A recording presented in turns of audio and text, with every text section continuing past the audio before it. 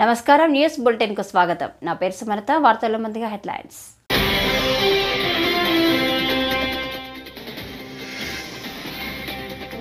విజయవాడ నుంచి ఢిల్లీకి IndiGo service కేంద్ర మంత్రి రామ్మోహన్ నాయుడు ప్రారంభించారు.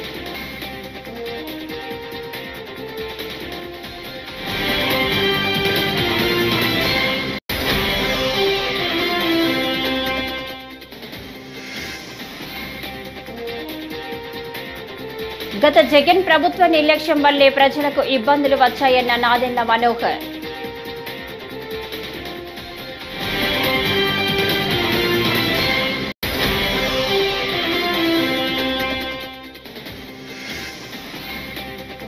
ఏలేరు వరదలు మ్యాన్ మేడ్ మిస్టేక్ అన్న జగన్ కరెక్టే, అది జగన్ మేడ్ మిస్టేక్ అన్న సోమిరెడ్డి.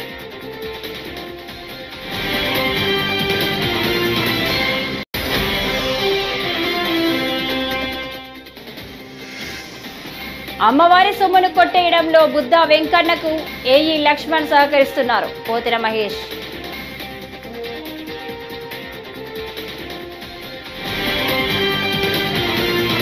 ఇక డీటెయిల్స్ చూస్తే, వైసీపీ అధినేత జగన్ పై ఏపీ పౌర సరఫరాల మంత్రి నాదెండ్ల మనోహర్ తీవ్ర వ్యాఖ్యలు చేశారు.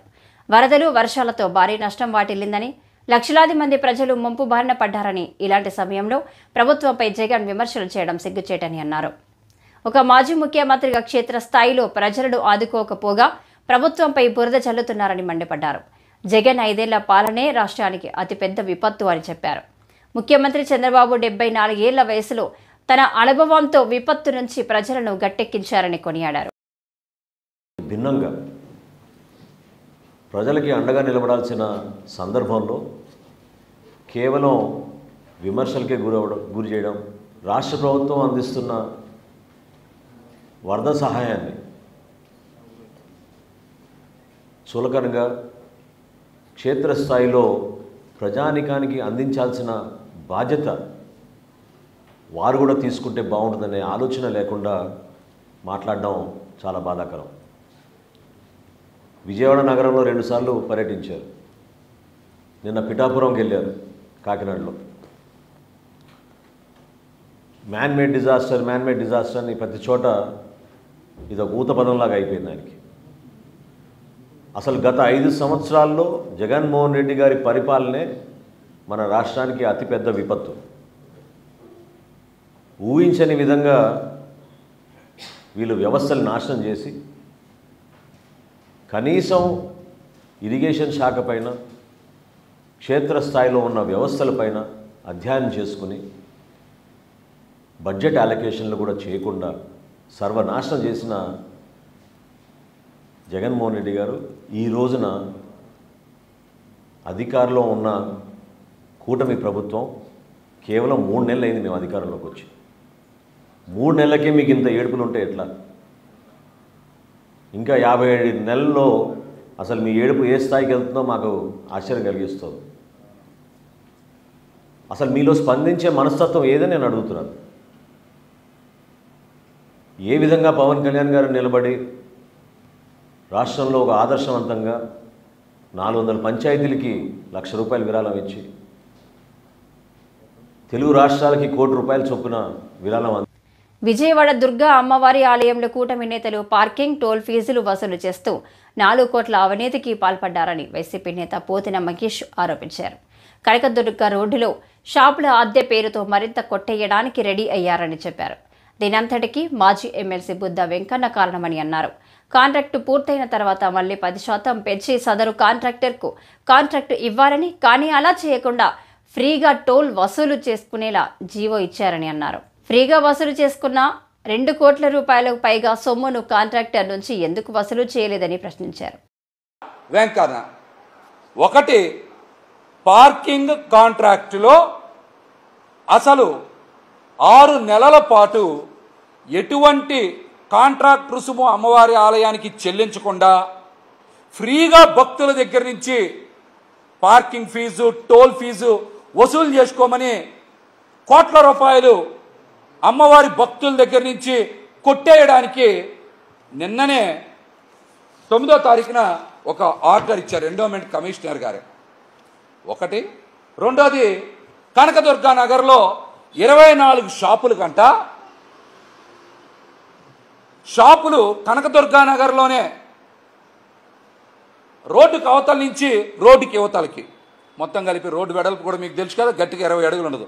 మార్చినందుకు అద్దె తగ్గించాలని చెప్పి 40% అద్దె తగ్గించాలని చెప్పి అక్కడ ఒక ₹1 కోటి, మొత్తం కలిపి ₹4 కోట్ల పైగా అమ్మవారి సొమ్ముని కొట్టేయడానికి అనుమతులైతే ఇచ్చారు. దీనికి ప్రధాన సూత్రధారి మాత్రం మాజీ ఎమ్మెల్సీ బుద్ధ వెంకన్న. అమ్మవారి ఆలయంలో అధికారుల్ని బ్లాక్మెయిల్ చేస్తూ బెదిరిస్తూ ఇది మా టీడీపీ జనసేన బీజేపీ ప్రభుత్వం అని, మేము చెప్పిందే మీరు వినాలని, వినకపోతే ఊరుకోమని అమ్మవారి ఆలయ అధికారులనే కాదు, ఎండోమెంట్ కమిషనర్ గారి కార్యాలయంలో అధికారులను కూడా బెదిరించి హుకుం జారీ చేస్తూ ఉన్నారు.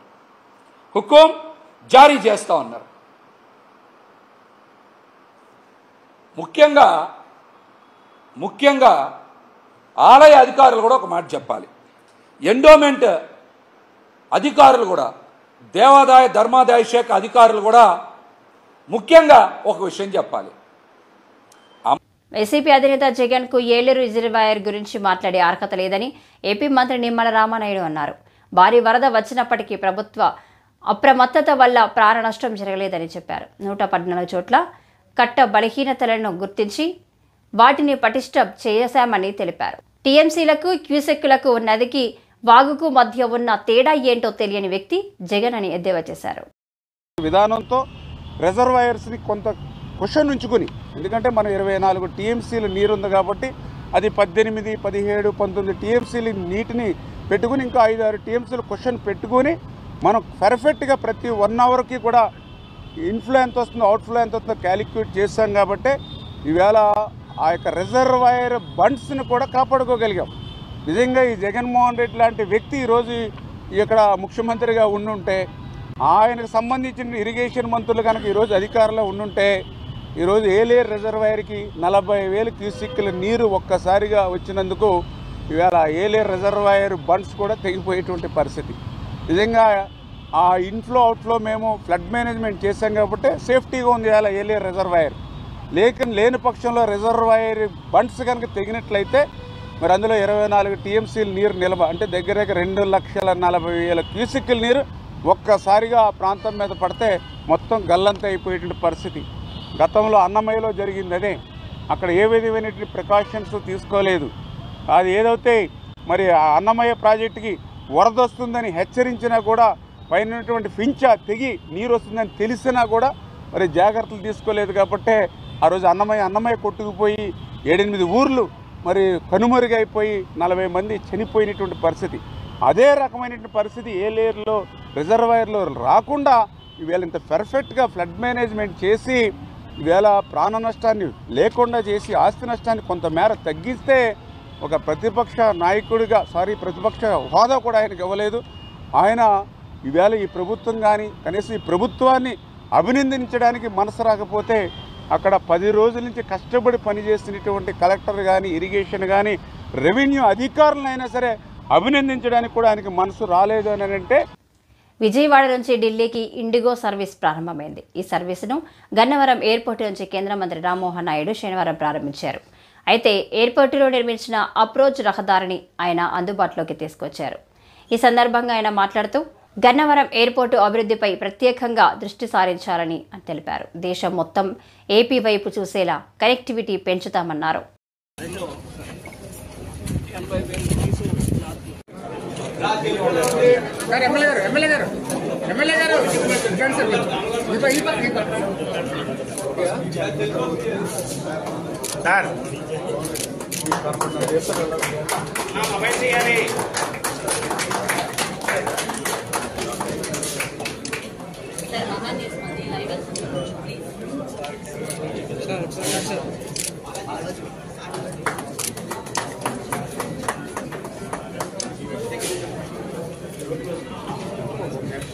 విజయవాడ ఎయిర్పోర్ట్ కి సంబంధించి ఒక 2 కార్యక్రమాలు పెట్టుకున్నాం. ఎయిర్పోర్ట్ కి ఎంట్రన్స్ రోడ్డు, ఒక కొత్త రోడ్డు మన హైవే పాయింట్ నుంచి దాన్ని ఇనాగ్రేట్ చేసుకోవడంతో పాటు ఢిల్లీకి అలాగే విజయవాడకి ఒక కొత్త కనెక్షన్ ఇండిగో వాళ్ళ సహకారంతో అది కూడా ఈ రోజు మనం లాంచ్ చేసుకుంటున్నాం. ఈ 2 కార్యక్రమాలకి కూడా విచ్చేసి వేదికను అలంకరించినటువంటి పెద్దలు, రాష్ట్ర మంత్రివర్యులు సోదరులు కొల్లు రవీంద్ర గారు, అలాగే స్థానిక పార్లమెంటు సభ్యులు ఎంపీ మచిలీపట్నం బాలశౌరి గారు, అలాగే ఎమ్మెల్యే గన్నవరం యార్లగడ్డ వెంకట్రావు గారు ఈరోజు ప్రత్యేక ఆకర్షణగా ఈ కార్యక్రమానికి విచ్చేసి 4 నిమిషాలు మనతో పాటు పంచుకొని ఈ కార్యక్రమాన్ని విజయవంతం చేయడానికి సహకరించిన మన మైసూరు నుంచి విచ్చేసినటువంటి యువరాజు ఎంపీ యదువీర్ గారు, అలాగే ఇన్ఫ్రాస్ట్రక్చర్ అండ్ ఇన్వెస్ట్మెంట్స్ మన సెక్రటరీ గారు సురేష్ గారికి, అలాగే ఎయిర్పోర్ట్ డైరెక్టర్ గారికి, చాలా మంది పెద్దలు ఎయిర్పోర్ట్ అథారిటీ ఆఫ్ ఇండియా నుంచి వచ్చారు, మన పోలీస్ యంత్రాంగం ఉన్నారు, అలాగే ఎంతో మంది పబ్లిక్ వచ్చారు.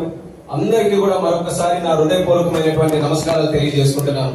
ఒఫీషియల్ గా విజయవాడలో జరుగుతున్నటువంటి మొట్టమొదటి కార్యక్రమం నా సమక్షంలో, అది మన ఎయిర్పోర్ట్ లో ఇంత వైభవంగా ఈ కార్యక్రమం జరగడం చాలా ఆనందంగా ఉంది. నేను సివిల్ ఏవియేషన్ మినిస్టర్ గా అయినప్పటి నుంచి దేశంలో ఎన్నో ఎయిర్పోర్ట్లు ఉంటే ప్రధానంగా దృష్టి పెట్టినటువంటి ఎయిర్పోర్ట్ మన విజయవాడ ఎయిర్పోర్ట్ అనేది కూడా తెలియజేసుకుంటున్నాను. దానికి కారణం చంద్రబాబు నాయుడు గారు, పవన్ కళ్యాణ్ గారు ప్రత్యేకంగా వాళ్ళు కూడా చెప్పి ఈ విజయవాడ ఎయిర్పోర్ట్ ని మనం డెవలప్ చేసుకోగలిగితే, ఈ కనెక్టివిటీని దేశంలో ఉన్నటువంటి ప్రతి నగరానికి మనం అందించగలిగితే మన క్యాపిటల్ కి ముందుగా చాలా మంది వస్తారు, తద్వారా మన రాష్ట్రం కూడా అభివృద్ధి చెందడానికి అవకాశం ఉంటుందని వాళ్ళు ఒక డైరెక్షన్ ఇచ్చిన తర్వాత ప్రత్యేక దృష్టి పెట్టి, నాకు తెలిసి ఈ 3 నెలల్లో ప్రభుత్వాలు ఏర్పాటైన 3 నెలల్లో ఏ ఎయిర్పోర్ట్ గురించి కూడా 4 కనెక్షన్లు మొదలై ఉండాలి. కేవలం మన విజయవాడ నుంచే మొదలైన 2 ఫ్లైట్లు ముంబైకి మనం స్టార్ట్ చేసుకున్నాం. ఒక ఫ్లైట్ ముందుగా చిన్న ఫ్లైట్ ATR ఉంటే దాన్ని అప్గ్రేడ్ చేసి ఎయిర్ బస్ కింద బెంగళూరు కి కొత్త ఫ్లైట్ మనం స్టార్ట్ చేశాం. ఈ రోజు తమ నాయకుడు ముఖ్యమంత్రి రేవంత్ రెడ్డిని తిడితే కాంగ్రెస్ పార్టీ కార్యకర్తలు తిట్టిన వాళ్ల నాలుకలు కోస్తారని ఆ పార్టీ సీనియర్ నేత జగ్గారెడ్డి అన్నారు. కేటీఆర్ కాదు, ఆయన బాబు కేసీఆర్ నాలుక కూడా కోస్తామని హెచ్చరించారు. రేవంత్ పై కేటీఆర్ తీవ్ర వ్యాఖ్యలు చేసిన నేపథ్యంలో జగ్గారెడ్డి ఈ మేరకు స్పందించారు. ప్రశాంతంగా ఉన్న హైదరాబాద్ను చెడగొట్టాలని చూస్తున్నారంటూ బీఆర్ఎస్ పై మండిపడ్డారు. దేవుని సన్నిధిలో కాలం గడుపుతుంటే వీళ్ళు పనికిమాల పంచాయతీ పెట్టి హైదరాబాద్లో మీరేమో మళ్ళీ ఉల్టా, అరే పోలీసులు మండపాల దగ్గర జాగ్రత్తలు తీసుకోవాలా, ఈ బీఆర్ఎస్ వాళ్ళ పంచాయతీ చూసుకుంటూ కూర్చోవాలా? అసలు ఇంత కామన్ సెన్స్ ఉందా? ఏమన్నా కామన్ సెన్స్ ఉందా? వీళ్ళకు తెలివి ఉందా? వీళ్ళకు ఏమన్నా కామన్ సెన్స్ ఉందా? నవరాత్రి వినాయక చవితి నవరాత్రి ఉత్సవాలు హైదరాబాద్లో జరుగుతుంటే ఈ పంచాయతీలు ఇప్పుడు అవసరమా బీఆర్ఎస్ వాళ్ళకు? కేసీఆర్ గారికి కేటీఆర్కి అమెరికాలో ఉండి ఆయన డైరెక్షన్ ఇస్తాడు, ఫామ్ హౌస్లో ఉండి కేసీఆర్ డైరెక్షన్ ఇస్తాడు, రోడ్ల మీదనేమో హరీష్ రావు. ఈ నిమజ్జన ఉత్సవాలను మీరు ఖరాబ్ చేయడానికి ఇదేమన్నా డిజైన్ తయారు చేసుకున్నారా? హైదరాబాద్ పబ్లిక్ మూడ్ని ఎందుకు ఖరాబ్ చేస్తున్నారు? అసలు నిన్న మొన్న టీవీలలో చూస్తే వినాయకుడు కనబడకుండా చేసేసారు. టీవీలలో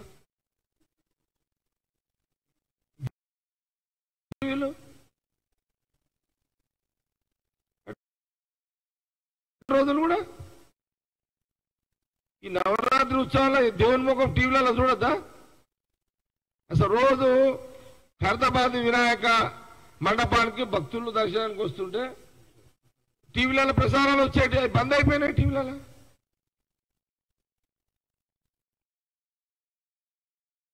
ఇదంతా మీది పనికిమాల రాజకీయం ఎందుకు చేసుకుంటున్నారు? ఇదంతా